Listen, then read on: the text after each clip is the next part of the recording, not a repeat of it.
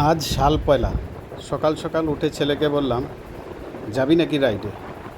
সাধারণত সকালে ডাকতে ডাকতে উঠতে চায় না, কিন্তু যেই রাইডের কথা শুনলো এক লাফেই উঠে পড়ল। ভাবলাম বছরের প্রথম দিন মা সেবকেশ্বরীর এখান থেকে পুজো দিয়ে আসি, তাই সকাল সকাল দুজনে চান টান করে বেরিয়ে পড়লাম। শিলিগুড়িতে খানিকটা গরম গরমই লাগছিল। এইখানে হিল সেকশনে ঢুকতেই বেশ খানিকটা ঠান্ডাই লাগছে। মনে হচ্ছে আরেকটু ভারী কিছু পরা থাকলে ভালো হতো। এখন সকাল মোটামুটি 8:30। মন্দির মোটামুটি 8টার সময় খুলে যায়।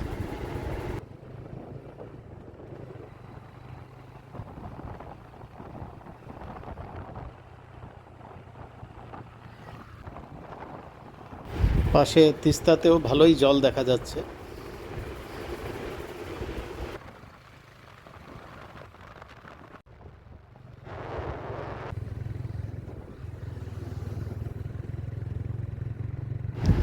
যতটা এগোচ্ছি ততই ঠান্ডা লাগছে।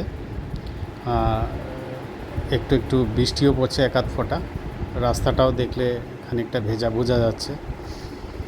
হয়তো বৃষ্টি হয়ে এখন থামার দিকে।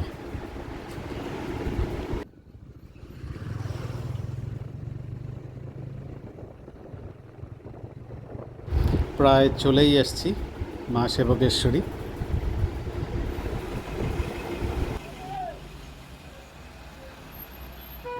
ওই যে উপরে মন্দিরের চূড়া দেখা যাচ্ছে।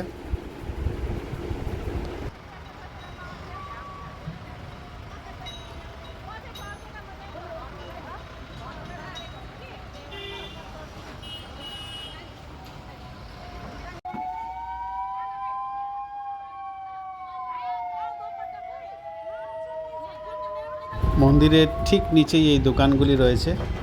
এখান থেকে পুজো দেওয়ার জন্য যা সামগ্রী প্রয়োজন, এখান থেকে ফুল প্রসাদ সবই এখানে পাওয়া যায়।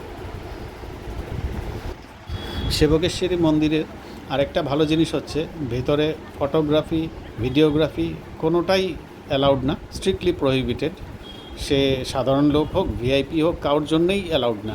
তাই মার কোনো ছবি ইত্যাদি কখনোই আপনারা নিজে না আসলে মন্দিরে দর্শন ছাড়া, এছাড়া আর দর্শন মার পাওয়া যাবে না।